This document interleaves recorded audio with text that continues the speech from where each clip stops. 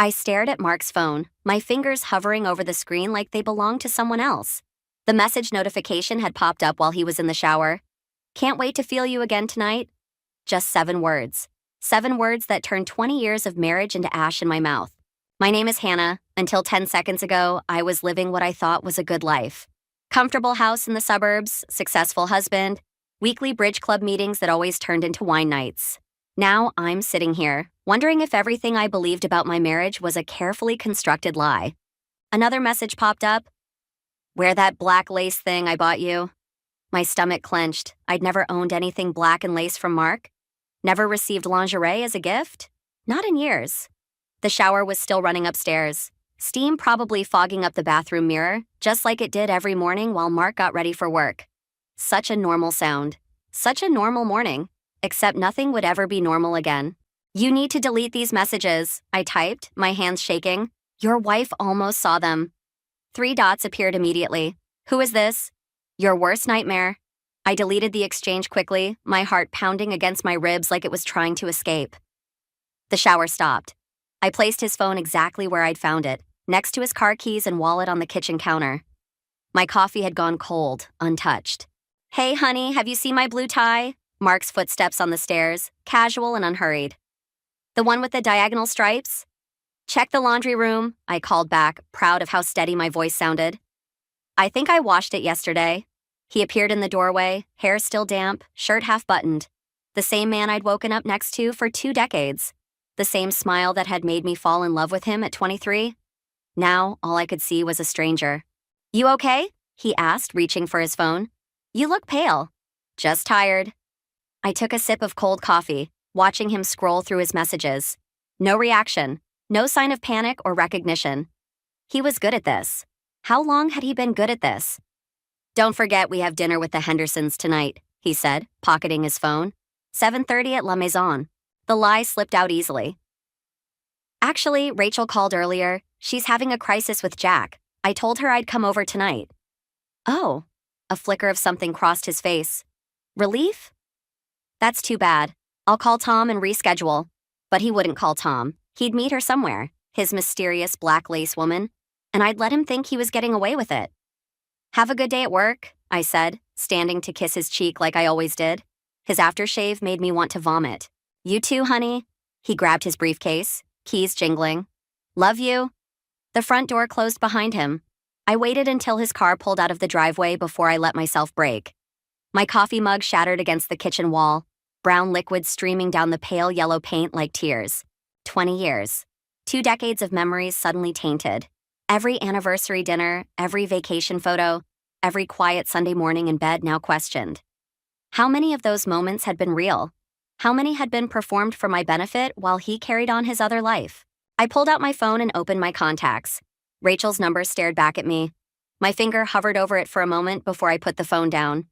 No, this wasn't something to share yet. This was something to investigate, to understand, to use. Mark wanted to play games? Fine, I'd play. But he was about to learn that he wasn't the only one who could keep secrets. 3 days passed like a fever dream. I watched Mark's routines with new eyes, cataloging every detail that had once seemed innocent. The way he angled his phone away while texting, how he always took calls in his home office, the fresh shirts he kept in his car, in case of coffee spills. Rachel's kitchen smelled like jasmine tea and sympathy. She set down 2 steaming mugs and slid into the chair across from me, her lawyer face firmly in place. You need to document everything, she said, pushing a legal pad toward me. Times, dates, suspicious behavior. If this goes south, you'll want a paper trail. I wrapped my hands around the mug, letting the heat ground me. I'm not sure I want a divorce. No? Her eyebrow arched. You want to stay with a man who's... I want to understand. The words came out sharper than intended. I need to know how long, why, who she is. Then I'll decide what to do. Rachel's expression softened. Hannah, honey, sometimes knowing makes it worse. Worse than imagining every possibility, than questioning every business trip, every late meeting. I pulled out my phone, showing her the banking app. Look at this. $300 at Cartier last month, $200 at La Perla Lingerie 2 weeks ago, dinner for 2 at Maison Rouge last Thursday when he told me he was at a client meeting. You have his passwords? We've shared accounts for 20 years. He never thought to change them. I laughed, but it sounded hollow. Stupid, right? He's careful enough to delete texts, but not to protect his credit card statements. Rachel's phone buzzed. She glanced at it, then back at me. That's not stupid. That's arrogant. He doesn't think you'd ever check. Because I trusted him. The tea burned my tongue, but I welcomed the pain. God, I was so blind. You were being a good wife. Rachel reached across the table, squeezing my hand. This is not your fault. My phone lit up with a text from Mark. Working late tonight, don't wait up. I showed it to Rachel. Thursday night, like clockwork. What are you going to do? I stood up, grabbing my car keys. I'm going to see what kind of work he does on Thursday nights. Hannah, wait. Rachel followed me to the door. Let me come with you. No. I turned to face her. I need to do this alone, but keep your phone on? She nodded, worry creasing her forehead. Be careful, and Hannah, whatever you find out, remember you have people in your corner. The drive to Mark's office took 20 minutes. I parked across the street, watching the building's entrance through my windshield. At 6:45, right on schedule, Mark emerged. He'd changed his tie. The blue striped one was gone, replaced by a deep burgundy I'd never seen before. I followed him, keeping 3 cars between us, my hands steady on the wheel despite my racing heart. We headed north, away from the business district, into the trendy part of town where young professionals lived in converted warehouses. He pulled into a parking garage beneath a sleek apartment building. I drove past, circling the block before parking on a side street. Through the lobby windows, I watched him stride to the elevator, punching in a code like he'd done it 100 times before. Maybe he had. My phone buzzed. Rachel checking in. I ignored it, counting the floors as the elevator climbed. It stopped on 7. I made a note in my phone. Building name, floor number, time of arrival. An hour later, I was still sitting there, wondering what they were doing 7 floors above me. Was he telling her the same jokes that used to make me laugh? Was she wearing the lingerie he'd bought, the necklace from Cartier? A young woman walked past my car, her heels clicking on the sidewalk. She couldn't have been more than 30, with long dark hair and the kind of confidence that came from knowing exactly how beautiful you were. She glanced at her phone, smiling at something on the screen. My stomach lurched. I knew that smile. I'd seen it on Mark's phone in the background of a colleague's social media post from a company party. Grace. Her name was Grace. I watched her disappear into the building, and something inside me hardened into resolve. Now I had a face, a name, an address. Now I could start making plans. Mark wasn't the only one who could keep secrets. The receipt fell from Mark's jacket pocket while I was doing laundry. Cartier, $3,000, not the $300 I'd seen on the credit card statement. He'd paid cash for most of it. A diamond pendant, heart-shaped. The date was 3 days before our anniversary. I never got a pendant. My hands didn't shake anymore when I made these discoveries. Each new betrayal landed like a stone in my stomach, building a wall between who I used to be and who I was becoming. You're different lately, Mark said over dinner that night, studying me across our kitchen island. Everything okay? I speared a piece of salmon. Just tired, work's been busy at the gallery. Maybe you should cut back your hours. He reached for the wine bottle. We don't need the money. No, but I needed the alibi. The gallery owner owed me a favor. She'd cover for me while I dug deeper into Mark's lies. I like keeping busy. I watched him pour the wine, noticed how his wedding ring caught the light. How's your new project going? The one with the tech startup? Good. Great, actually. He launched into a detailed explanation I barely heard, watching instead how smoothly the lies rolled off his tongue. 20 years of marriage, and I'd never noticed how good he was at this. My phone buzzed. Rachel. Found something? Call me. Sorry, I said, standing. Gallery emergency. I need to take this. Mark waved me off, already absorbed in his phone. Probably texting her. In our bedroom, I closed the door and called Rachel. I did some digging, she said without preamble. Grace Chen, 28, works at Mark's company in marketing. Started there 8 months ago. My free hand curled into a fist. 8 months? There's more. She's presenting with him at the tech conference next week, the one in Seattle. The business trip, 3 days at the waterfront hotel, all expenses paid. He told me about it last month. So casual, so normal. Hannah, you still there? I need to go. I hung up before she could protest. Back in the kitchen, Mark was loading the dishwasher. Such a thoughtful husband. Such a considerate liar. Everything okay at the gallery? Fine. I picked up my wine glass. Tell me more about Seattle. He paused, just for a fraction of a second. Most people wouldn't have noticed. But I wasn't most people anymore. Not much to tell. Meetings, presentations, networking, the usual. Who else is going? Just the team. He closed the dishwasher. Why? No reason. Just curious about that new marketing hire. Grace, right? Is she presenting too? The glass slipped from his hand, shattering on the floor. Red wine spread like blood across the tiles. Careful, I said, reaching for the paper towels. Let me help. I've got it. His voice was sharp. How do you know about Grace? Office gossip. Small world. I kept my tone light, watching him mop up the wine with shaking hands. Tom's wife mentioned her, said she's very talented. She is. He wouldn't meet my eyes. Very professional. I stepped over the mess, heading for the stairs. I'm sure she is.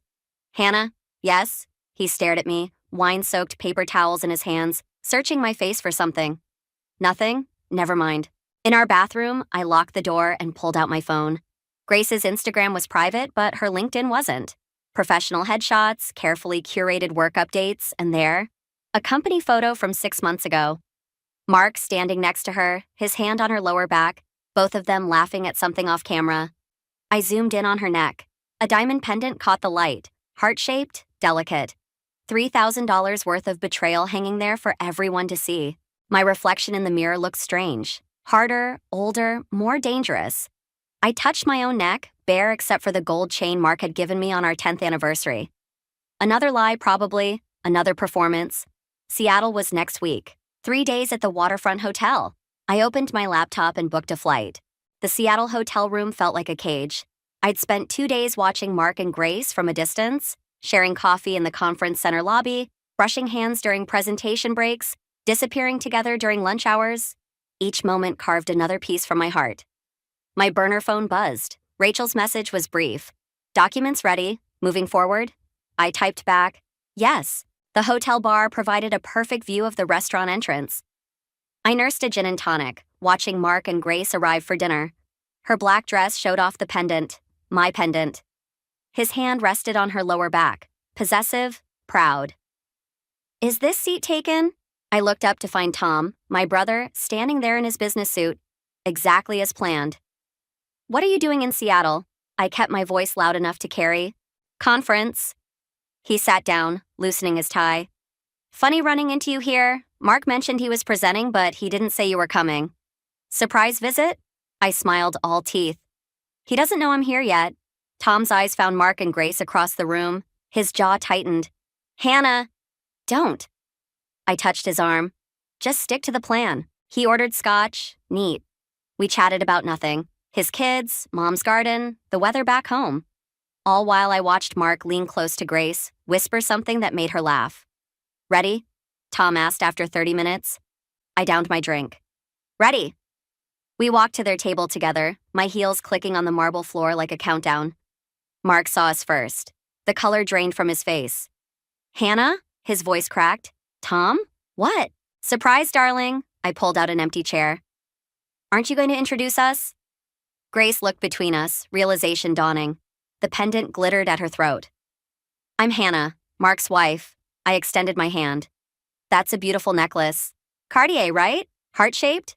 She touched it reflexively, then jerked her hand away. I should go. Please stay. Tom's voice was ice. We're just getting to know each other. Mark's told us so little about you. Hannah, I can explain. Mark started. Can you explain the apartment, the lingerie, the joint bank account I found yesterday? Grace's head snapped toward Mark. Joint account? Or maybe you can explain the real estate listings I found on your laptop. I pulled out my phone. 3-bedroom houses in the suburbs. Getting ready to play house? What? Grace pushed back her chair. You said you were separated. Mark reached for her. Grace, wait. Don't touch me. She grabbed her purse. You told me you were getting divorced. You said... He lies, Grace. I met her eyes. That's what he does. Ask him about the other women. Ask him about Jennifer from accounting 3 years ago. Or Sarah from the London office. Mark's face went from white to red. You're making that up. Am I? I turned to Tom. Show her. My brother pulled out an envelope. sliding photos across the table. Mark with different women, different years, different cities. Rachel's private investigator had been thorough. Grace's hands shook as she looked at them. You bastard! She fled, leaving behind the scent of expensive perfume and shattered illusions. Mark started to follow, but Tom's hand on his shoulder stopped him. Sit down, my brother said quietly. We're not finished. How long have you been planning this? Mark's voice was hollow.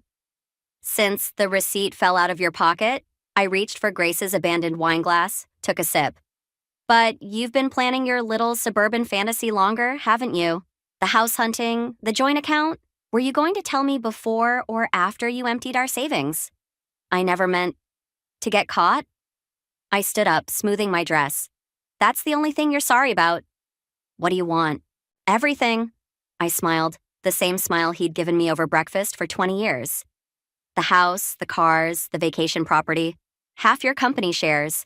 And if you fight me, these photos go to the board of directors, along with proof of your creative accounting. His face crumbled.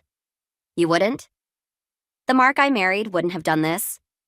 I dropped Grace's lipstick-stained napkin onto his plate. But here we are. I walked away, Tom beside me, leaving Mark alone with the evidence of his destruction. In my purse, Rachel's divorce papers waited, already drawn up. The game was over. Now the real war could begin. The divorce papers sat unsigned on Mark's desk for 3 days. I watched him avoid them each morning, circling his home office like a trapped animal. His phone buzzed constantly, Grace probably demanding more explanations. I let him stew in his panic while I made my next move. Everything's ready, Rachel said, spreading documents across her dining room table. The moment he signs, we freeze the accounts. I traced the edge of a bank statement. He's been moving money. Not fast enough. She tapped another paper. We've got records of every transfer since the affair started. His mistake was using company funds to set up Grace's apartment. Amateur. The word tasted bitter. 20 years of marriage, and he couldn't even cheat properly. My phone lit up with Linda's name. Mother's intuition must have been tingling. She'd been calling daily since Seattle. I should have listened to you years ago, I said when I answered. About the separate accounts? Hannah. Her voice carried decades of teacher's authority. What are you planning? Nothing illegal. Mostly true. Just protecting myself. That's not what Tom says. I shot Rachel a look. My brother needed to learn to keep secrets better. Tom worries too much. He says you're different. Harder. I'm exactly who I need to be right now. A knock at Rachel's door interrupted us. Tom entered, carrying a laptop. You need to see this. I said goodbye to Linda and moved to the computer. Tom pulled up Mark's email. Amazing what corporate IT would do when they thought they were investigating fraud. He's meeting Grace tonight, Tom said, at Maison Rouge, the same restaurant where I'd first seen them together, where he'd probably taken all his women. Perfect. I stood, grabbing my coat. That's where I'll serve him. Rachel caught my arm. Hannah, wait. Maybe we should. No more waiting. I shrugged her off. No more gathering evidence. No more playing nice. This isn't you, Tom said quietly. The old me died the moment I saw that necklace on another woman's neck. I checked my makeup in Rachel's hallway mirror. The new me is done being betrayed.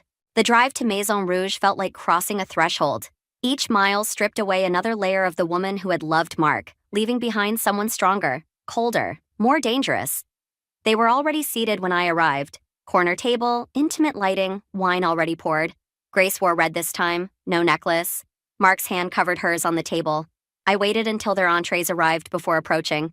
The maitre d' tried to stop me, but I brushed past him. Don't let me interrupt, I said, pulling up a chair. Although, really, Mark, bringing her here, where everyone knows us, that's just sloppy. Grace jerked her hand away. You said you'd handled this.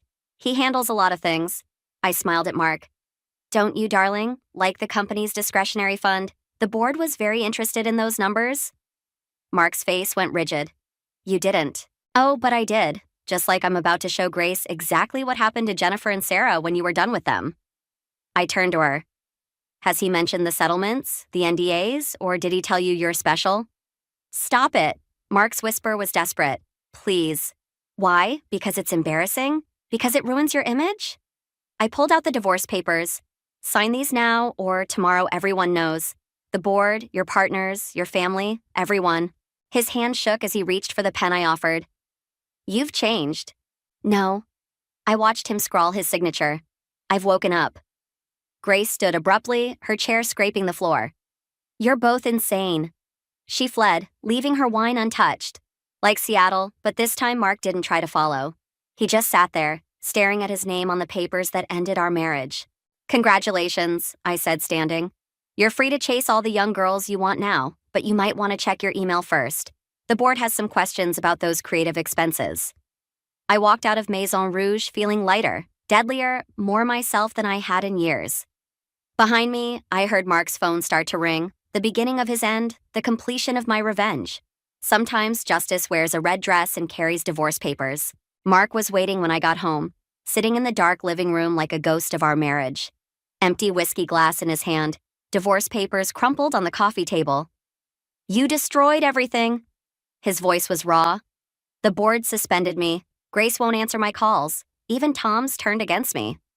Poor Mark. I flicked on the lamp, casting harsh shadows across his face. Finally facing consequences. He stood unsteady. 20 years meant nothing to you? Ask yourself the same question. I moved toward the stairs, but he blocked my path. I loved you. No. The laugh that escaped me sounded foreign. You loved having me. The perfect wife at perfect dinner parties, raising the perfect family we never had. His face twisted. That's not fair. Fair? The word exploded from me. Was it fair when I spent 3 years in fertility treatments while you were sleeping with Jennifer? Was it fair when you blamed our marriage problems on my obsession with having children? I never meant to get caught, to hurt me, to destroy us. I stepped closer, close enough to smell the whiskey. Choose your excuse, Mark. You've had plenty of practice. He grabbed my arm. Not hard enough to hurt, but enough to remind me of his strength. You think you've won? That your little revenge plot ends here? Let go? The board might suspend me, but they'll investigate everything, including your brother's involvement. Did you think about that? Ice slid down my spine. Tom's help accessing company records, Rachel's legal maneuvering, all of it could be traced. You wouldn't dare. Wouldn't I? His grip tightened. You're not the only one who can play dirty, Hannah. I've got 20 years of practice hiding things. I jerked away, but he followed, backing me against the wall. You really think you can hurt me more than you already have? I think I can hurt everyone you love. His smile was ugly. Tom's career, Rachel's law license, your mother's house that's still in my name. How far are you willing to go? The wall was cold against my back. Everything I'd planned, every careful move toward justice, suddenly felt like a child's game. Mark had always been better at this, at finding weaknesses, at exploiting love. You're bluffing. Try me. He stepped back, straightening his jacket. I'll give you 24 hours to fix this. Get the board to back off, make the evidence disappear, or I start making calls. They won't believe you. Maybe not, but the investigation will destroy Tom's reputation. Rachel will face ethics charges just for helping you. Is revenge worth that? My carefully constructed plan was crumbling. I'd thought I was being clever, using Mark's secrets against him. But I'd forgotten the first rule of our marriage. Mark always had more secrets. 24 hours, he repeated, heading for the door. Oh, and Hannah, next time you want to play games, remember who taught you how to play. The door closed behind him with a soft click. I slid down the wall, my legs giving out. The house felt enormous suddenly, empty of everything except 2 decades of lies. My phone buzzed. Rachel checking in. I let it ring. What could I say? That I'd put everyone I loved at risk? That my revenge had backfired so spectacularly it might destroy the only people who'd stood by me? Upstairs, our bedroom door stood open. The bed where we'd slept, the closet still full of his clothes, the photos on the wall, all of it felt like evidence of my failure. Not just to save my marriage, but to protect the people I loved. Mark was right. He'd taught me how to play this game, but he'd forgotten one thing. He'd also taught me how to survive betrayal. I picked up my phone and dialed a number I'd memorized but never used. Jennifer? I said when she answered. This is Hannah, Mark's wife. We need to talk about those NDAs you signed. Sometimes the only way out of a trap is to spring it yourself. Jennifer, Sarah, and Grace sat in Rachel's living room like a timeline of Mark's betrayals. Each woman held a manila envelope containing their NDAs, their settlements, their silence. He said I was the only one. Grace twisted the Cartier necklace between her fingers. That his marriage was over? He always says that. Jennifer's laugh was bitter. Right before he makes you sign papers. The front door opened. Mark strode in, then froze at the sight of them. What is this? Your past catching up. I stood, feeling stronger with these women beside me. Did you really think those NDAs would hold forever? His eyes darted between them, calculating. Whatever they told you, they signed agreements. Agreements bought with company money. Rachel emerged from her home office carrying a stack of documents. Illegal agreements, since you used corporate funds to cover up personal indiscretions? You can't prove that. Sarah held up her envelope. Bank records don't lie, Mark. Neither do hotel receipts. Or expense reports, Jennifer added. Or text messages.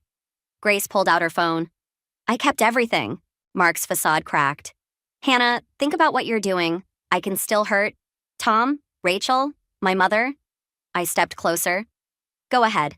Because while you're doing that, these women will be talking to the board. Not about the affairs, about the money, the fraud, the years of corporate theft you used to buy their silence.